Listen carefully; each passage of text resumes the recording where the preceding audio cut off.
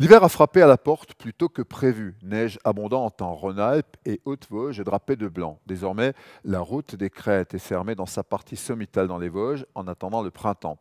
Vous restez au chaud pour refaire l'actualité de la semaine sur Ligne 68, votre nouvelle télé régionale. Bonsoir à la communauté.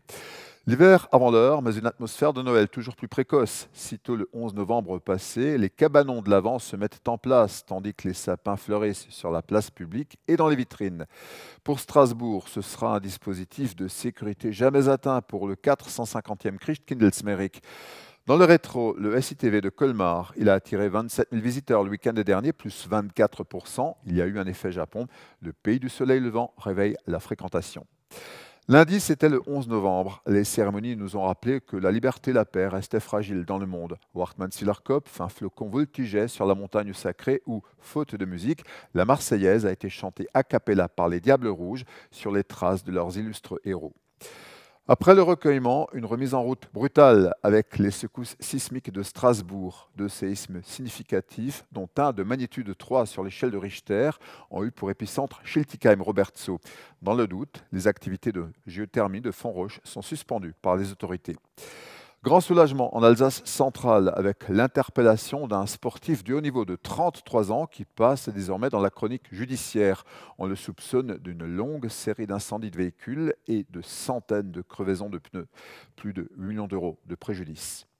À Mulhouse, la pose de la première pierre de la future maison de l'industrie, rue François Schpery. On est au cœur ici du quartier Fonderie, l'incarnation du glorieux passé industriel mulhousien.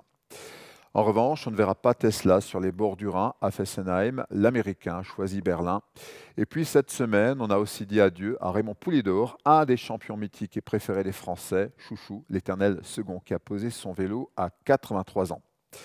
Je vous parlais de l'ambiance de Noël. La Corporation des pâtissiers confiseurs glaciers du Haut-Rhin a dévoilé ses créations gourmandes, passionné pour la mousse chocolat d'Arnaud Zussy et Galaxy pour la version glacée avec sorbet de Christian Bauer, en vente après la Saint-Nicolas chez une trentaine d'artisans. À l'arrière de l'auberge du zoo à Mulhouse, on glisse cette fin d'année. Brian Joubert a inauguré le chemin de glace du zoo de Mulhouse. La saison des marchés de l'Avent commence, Andelot par exemple, en version médiévale ce week-end, mais aussi Cernay à l'espace Grune avec l'école des chiens guides d'aveugles. Et puis dans une semaine, on y sera vraiment dans les marchés de Noël. Dans le sud d'Alsace, c'est le pays des champs et des étoffes, derrière sa locomotive Mulhouse, un pays qui reste très actif avec ses offices de tourisme. Nathalie Birling, coordinatrice du pays. Il y a plein de bonnes raisons de venir au champ et des étoffes, au pays des champs et des étoffes. Il y a plein d'animations différentes. Vous allez retrouver aussi bien des marchés de Noël que des découvertes insolites, la forêt enchantée, Noël au jardin, tout ce qui se passe à Thann pour cette période-là. L'écomusée d'Alsace aussi, avec des nouvelles propositions cette année pour Noël. Il y a vraiment beaucoup de choses à faire sur tout le territoire et on a l'occasion du coup d'aller d'un endroit à l'autre et de passer beaucoup de temps dans le pays avec des belles découvertes et une belle ambiance. Et ça fait quelques semaines déjà que c'est l'effervescence, on est vraiment dans la dernière ligne droite. Là, par exemple, à Mulhouse, on prépare la boutique aux étoffes.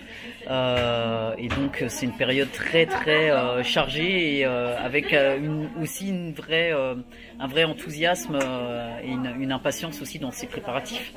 Rendez-vous dans une semaine à Mulhouse. Pour finir ce week-end, on s'équipe pour la glisse. Bourse au ski du SC Thann au complexe du Steinby. Et puis à Soultz, on entre dans le monde des figurines ce week-end à la MAB. C'est la bourse annuelle de figurines.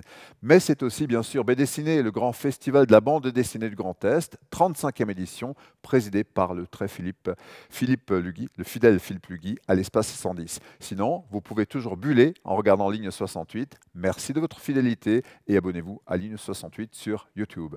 Belle fin de semaine.